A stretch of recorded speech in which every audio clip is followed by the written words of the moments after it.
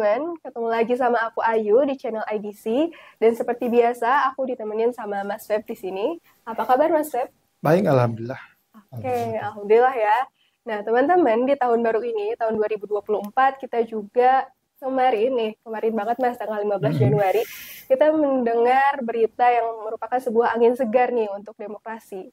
Di mana Fathia dan Haris, yang setelah sekian lama menjalani sidang terkait dengan kasus Lord Luhut, Pencemaran akhirnya, nama baik ya. iya, pencemaran nama baik, akhirnya divonis bebas. Nah, tentunya ini jadi angin segar dong buat demokrasi. Nah, Mas Feb, kita omong-omong tentang demokrasi nih, pasti nggak jauh juga dong dari Pilpres Ya, dan dari debat Capres nih Oke. khususnya. Nah, kali ini teman-teman, aku sama Mas Feb akan menanggapi beberapa statement terkait debat Capres dan juga yang pasti tentang yang berkaitan dengan demokrasi. Oke teman-teman, Mas Feb juga. Ya. Yang pertama ada statement ini Mas. Debat Capres jadi media paling efektif untuk menentukan pilihan. oke. Nah, kalau aku sendiri, aku termasuk yang kontra sama pernyataan ini. Karena nih Mas, kalau dari debat-debat yang telah dilakukan, ada 3 berarti ya. Yang terakhir itu debat Capres kan. Kayak ini nggak terlalu efektif menurut aku, karena kalau melihat dari hasil survei gitu Mas. Ya, Hasil survei sebelum ada debat Capres dan setelah adanya debat Capres tuh hasilnya nggak terlalu beda gitu loh. Kayak paslon yang memang dari awal itu punya hasil survei yang tinggi, tinggi. ya mereka tetap Prabowo misalnya. iya, tetap tinggi gitu walaupun ada debat Capres. Jadi Yang kalau terakhir jelas-jelas Pak Prabowo kalah ya. nah iya nih, kalau misalnya dari debat yang kemarin nih yang terakhir, bisa dibilang mungkin pemenangnya adalah Ganjar ya. Iya. Tapi ternyata di survei yang dilakukan, banyak lembaga survei menyatakan kalau ya elektabilitasnya Prabowo itu tetap tinggi. Iya. Jadi ya menurut aku debat itu nggak begitu efektif untuk menentukan pilihan. Kayak gitu Mas. Kalau menurut Mas Fab gimana nih? Saya ingin melihat konteks debatnya dulu. Mungkin tadi Ayu melihatnya dari realitas politik kita gitu kan. Saya setuju dengan statement ini bahwa debat politik itu, debat capres itu seharusnya memberikan sebuah pendidikan politik atau sekurang-kurangnya memberikan pengaruh bagi pemilih untuk menentukan pilihannya pada kontestasi elektoral. Karena pada saat itu pemilih bisa melihat seperti apa kapasitas dari masing-masing kontestan dalam debat itu sekurangnya. Jika tidak kita katakan kualitas atau kapasitas para kontestan dalam pilpres secara keseluruhan. Karena pilpres secara keseluruhan itu kan sangat besar ya, sangat masif. Masuk kampanyenya, kampanye yang langsung datang ke daerah, talk show di televisi, media sosial. Debat cuma salah satu media atau salah satu cara untuk memberikan kepada pemilih sebuah gambaran bagaimana kapasitas, apa visi misi, dan bagaimana kapabilitas dari masing-masing kontestan. Nah, dalam debat kan kita bisa melihat bahwa bagaimana seseorang itu berbicara, itu biasanya memperlihatkan bagaimana kapasitas dirinya, termasuk di dalamnya tingkat intelektualitasnya, pengetahuannya, wawasannya, dan juga mungkin charmnya atau karisma atau pesona dirinya gitu. Dalam debat itu akan sangat terlihat. Nah, biasanya dalam demokrasi debat itu sangat menentukan bagaimana kontestan bisa meraih simpati dari para pemilih. Karena dalam debat ini kapasitas intelektualnya akan terlihat. Walaupun kita harus akui ya bahwa sebuah debat itu tidak melulu mempertimbangkan substansi dari perdebatan. Kadang seorang kontestan bisa saja dia sangat retoris, sangat dialektis, tapi sebenarnya substansinya sangat kurang. Tapi bagi pemilih sebenarnya ketika dia mampu memenangkan perdebatan, artinya pada saat itu dia bisa mengalahkan kontestan yang lainnya sekurang-kurangnya dalam arena perdebatan. Apakah itu nanti akan memberikan efek elektoral seperti yang Ayu bilang tadi? Ternyata tidak gitu kan. Nah, mungkin ini ada Ayu tadi menarik pada realitasnya, saya mencoba melihat pada sisi idealitasnya begitu. Oke. Saya pikir saya stop di situ dulu gitu. Oke. Aku mau lanjut lagi nih Mas. Ya. Jadi ya lanjut lagi, kenapa nggak begitu efektif? Karena Ini Mas, coba deh nanti kita lihat nih. Jadi kan debat yang terakhir itu debat Capres ya, tanggal 4 Februari. Itu 10 hari sebelum pemilu. Nah, kalau menurut aku, itu nggak akan terlalu efektif juga, karena masyarakat kita tuh, apa ya, gampang lupa gitu gak sih Mas? Kayak, Iya. ya debat nanti tuh, menurut aku ya, prediksi aku nggak akan terlalu berpengaruh gitu, walaupun jaraknya 10 hari menuju pemilu. Kayak debat ya udah ada debat, tapi pilihan mereka ya udah, mereka udah menentukan gitu. Ya. Ada ataupun enggaknya debat kayak gitu. Ya, kita Kan melihat gimana misalnya kita bandingkan dengan di ya karena Amerika nih Mas? Iya, kiblat demokrasi liberal kita itu kan ke Amerika gitu. Di Amerika kan ada tahapan-tahapan yang sangat panjang ya dalam pilpresnya. Pertama itu primary di partai politiknya masing-masing. Semisal di Partai Republik dan Partai Demokrat, dua partai terbesar di Amerika Serikat. Yang kadang sering dipahami bahwa Amerika Serikat cuma punya dua partai politik, itu sebenarnya kan tidak. Itu. Tapi partai politik yang bisa memenangkan kontestasi selama berabad mungkin ya sudah abad ini hitungannya. Gitu. Nah, di Partai Demokrat misalnya atau di Partai Republikan ada primary-nya dulu. Primary. Primary itu adalah untuk menentukan nanti siapa yang berhak mewakili Partai Republik atau Partai Demokrat dalam kontestasi pilpres. Nah, dalam primary ini ada debatnya lagi antara calon satu A, B, C di Partai Republik akan berdebat. Kemudian nanti pemilih dari Partai Republik atau Partai Demokrat akan menentukan pilihannya berdasarkan perdebatan-perdebatan yang berlangsung tersebut yang biasanya dilaksanakan oleh stasiun televisi ya, tidak oleh KPU-nya Amerika atau FEC-nya Federal Election Commission tersebut. Nah, masing-masing debat di primary ini biasanya mempengaruhi sangat besar siapa yang akan mewakili Partai Republik atau Partai Demokrat ke pemilu Presiden Amerika Serikat. Nah, mungkin ada anomali sekarang ya, karena Donald Trump misalnya itu nggak ikut dalam debat primary-nya, walaupun dia tidak ikut, tapi kemarin di caucus di Iowa itu misalnya Donald Trump tetap terdepan dalam pemilihan di Iowa sendiri. Artinya debat di situ pada saat ini di Partai Republik tidak berpengaruh sama sekali terhadap naik turunnya suara Donald Trump dalam internal Partai Republik dari pemilih-pemilih Partai Republik. Nah, ada anomali karena tapi sebelumnya tidak demikian gitu. Nanti di pemilihan presidennya lagi ada perdebatan lagi gitu. Tapi di situ tidak ada kewajiban ya masing-masing calon presiden itu untuk ikut serta di dalam debat. Tidak seperti di kita itu sebagai mandatori kan. Di Amerika nggak ada kewajiban. Jadi kalau dia mau ikut debat itu tergantung kesepakatan antara masing-masing capresnya. Diselenggarakan oleh stasiun televisi biasanya dibuat di kampus-kampus ternama di Amerika Serikat. Biasanya seperti itu. Nah, kita kan sangat formalitas kita sangat tinggi ya. Dilakukan oleh KPU. Nah, debat ini di Amerika sangat berpengaruh untuk menentukan melihat kapasitas para calon presiden. Semisal di 2008 Barack Obama itu sangat dominan dengan retorika yang manis, intelektualitasnya sangat terlihat, bagaimana dia berdialektika dengan kontestan-kontestan lainnya itu mempengaruhi suara publik. Ya, banyak pengaruh sebenarnya, tapi debat sangat berpengaruh. Di Indonesia mungkin seperti yang Ayu bilang tadi. Ya, publik sudah menentukan pilihan mungkin ya sejak lama. Cuma mereka mungkin debat itu cuma mengonfirmasi keyakinan mereka.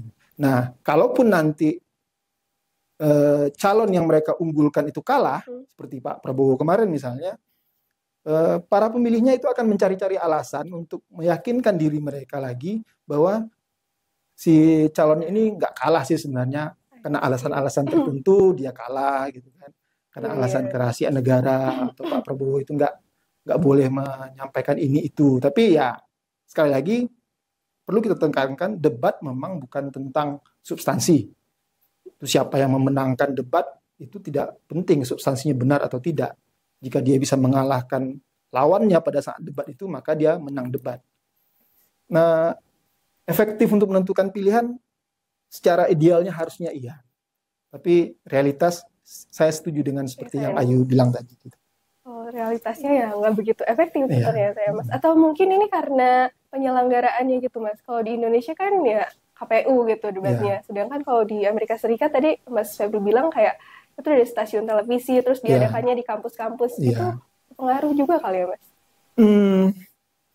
Menurut saya model yang dibuat oleh KPU ini cukup baik sih, tapi terlalu formal kali ya.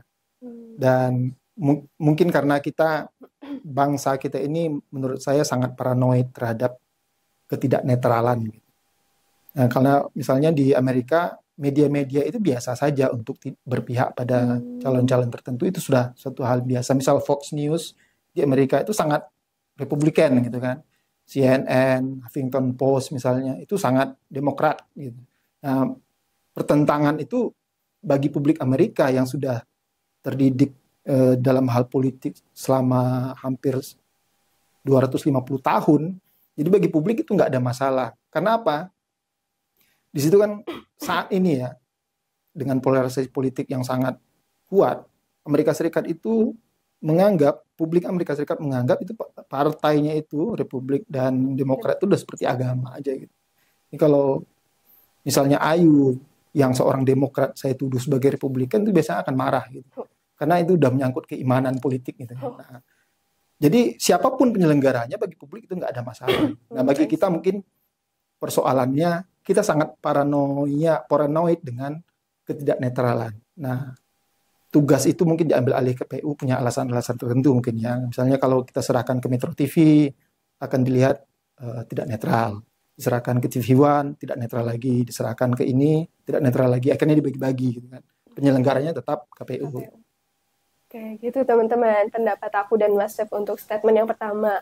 Kayak ya idealnya sih harusnya kayak dia efektif. Tapi nyatanya realitanya nggak begitu.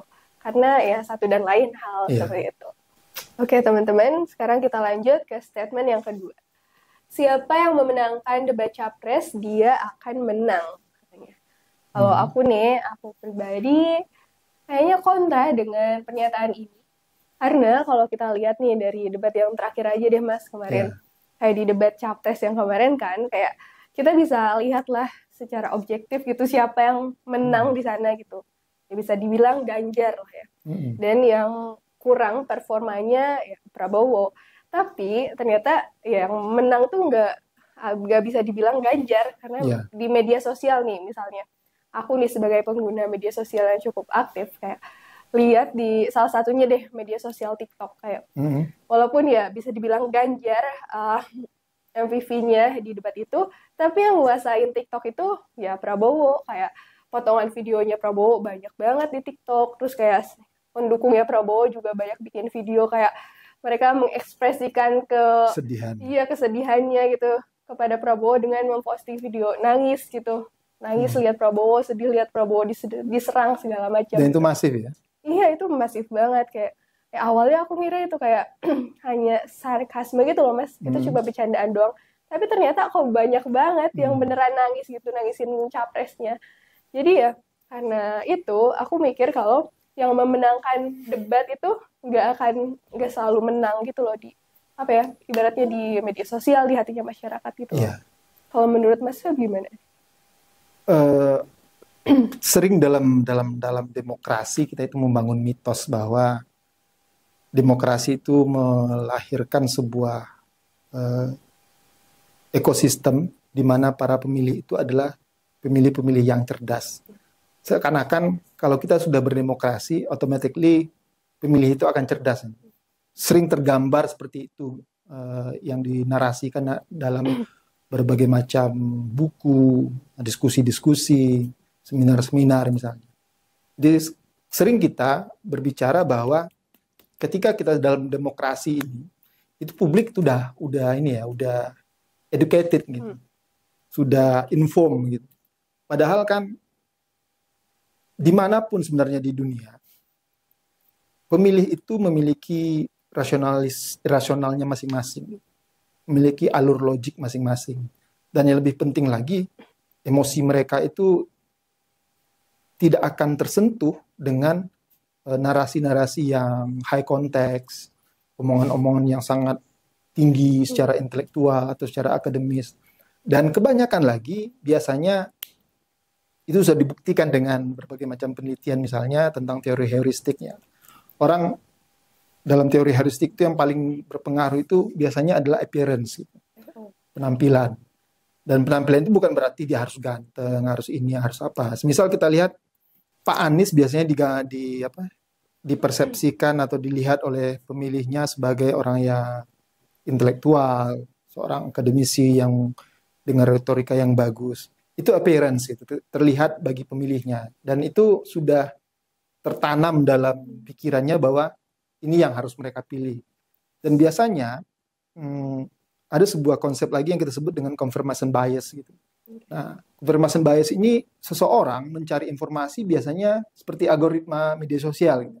Kalau Ayu melihat sebuah video dengan tema tertentu, biasanya itu akan dibombardir dengan tema itu secara terus-menerus ya, sampai Ayu membuat lagi tren melihat video yang berbeda begitu.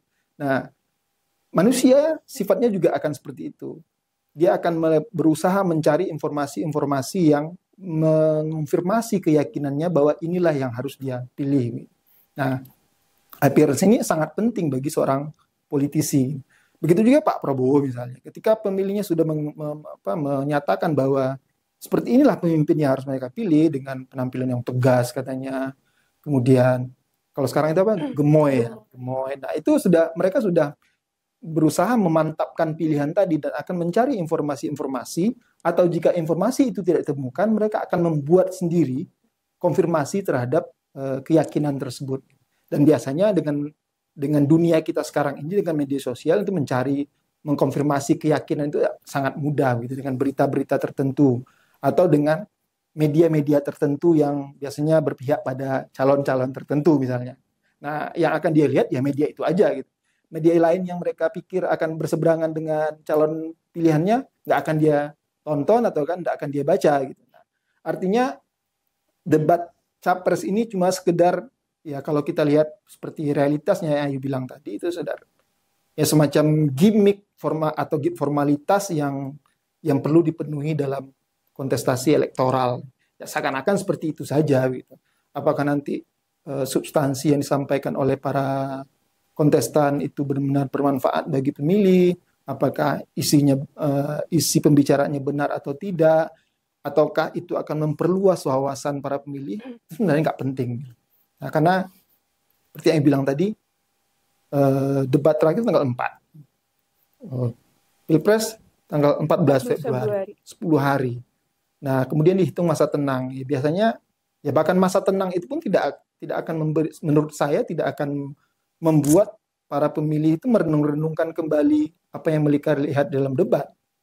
Dan kemungkinan besar mereka akan semakin mencari konfirmasi terhadap keyakinan mereka.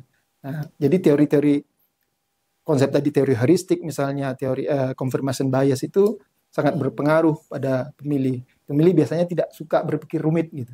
Dan teori heuristik itu menyatakan seperti itu. Pemilih tidak suka berpikir rumit. Jika melihat suatu yang mereka pikir ini sudah pas pada saat pertama, biasanya mereka akan melakukan pilihan itu. Nah, seperti pilihan makanan atau segala macam dalam kehidupan kita sehari-hari, jarang yang kita berpikir secara rumit, secara kompleks. Tidak di Indonesia saja, hampir di seluruh dunia seperti itu biasanya. Nah, ada orang mengatakan pemilih kita tidak rasional, gitu. Pemilih kita lebih banyak emosional. Gitu. Sebenarnya di Amerika sendiri, rasionalitas pemilih di Amerika Serikat misalnya sebagai kiblat demokrasi kita itu sama aja dengan rasionalitas pemilih kita gitu. Nah, emosional pemilih kita di sini, emosinya pemilih kita di sini itu sama aja dengan pemilih di Amerika Serikat. Karena pendidikan kadang tingkat pendidikan yang tinggi, intelektualitas itu ketika memilih itu nggak terlalu terlibat dalam proses pemilihan tersebut. Contohnya Inggris misalnya. Ketika Brexit 2016 yang lalu, terjadi gelombang besar-besaran pencarian di Google itu, apa itu Brexit? Nah, terjadinya bukan sebelum Brexit. Setelah referendum itu selesai, baru terjadi pencarian besar-besaran terhadap istilah Brexit itu apa. Brexit itu apa sebenarnya? Apa impact ekonominya bagi Inggris? Apa impact politiknya bagi Inggris? Bagaimana nanti hubungan antara Uni Eropa dengan Inggris misalnya setelah terjadi Brexit gitu. Nah, itu dicari bukan sebelum referendum dilakukan, setelah referendum dilakukan. Kita nggak bisa bilang kan bahwa orang Inggris itu lebih rendah pendidikannya daripada kita kan. Nah, Gitu. artinya debat ya mungkin kasarnya ya gimmick-gimmick aja lah, formalitas yang perlu dipenuhi oleh KPU supaya kontestasi elektoral kita ini terlihat agak sedikit ilmiah dan intelektual gitu. Iya, Ya tuduhan saya mungkin agak kurang ajar ya, tapi saya pikir seperti itu saja gitu. Nah, gitu teman-teman tanggapan aku dan juga Mas Feb untuk statement yang kedua ini. Nah, kalau gitu Mas Feb, walaupun ya debat capres ini mungkin bisa dibilang nggak begitu efektif, nggak begitu berpengaruh, atau ya Mas Feb tadi bilang cuma gimmick doang, tapi tetap yang nanti menang di kontestasi Pilpres adalah mereka yang meraih suara tertinggi. Itu saya Ya nggak, setuju Mas? sekali. Oke, Pasti yang meraih suara iya terbanyak. kan? Nggak penting siapa itu ya. Kan siapapun yang meraih suara terbanyak pasti dia yang menang. Ya. Gitu teman-teman. Oke, kalau gitu kita cukupkan Ya. diskusi kita kali ini Mas Feb. Semoga kita bisa diskusi lagi dengan tema lain yang lebih oke teman-teman. Kalau gitu teman-teman makasih udah ikutin diskusi aku dan Mas Feb. Jangan lupa like dan juga subscribe dan komen tema apa yang nanti mau kita diskusi ini di sini. Terima kasih. Terima kasih.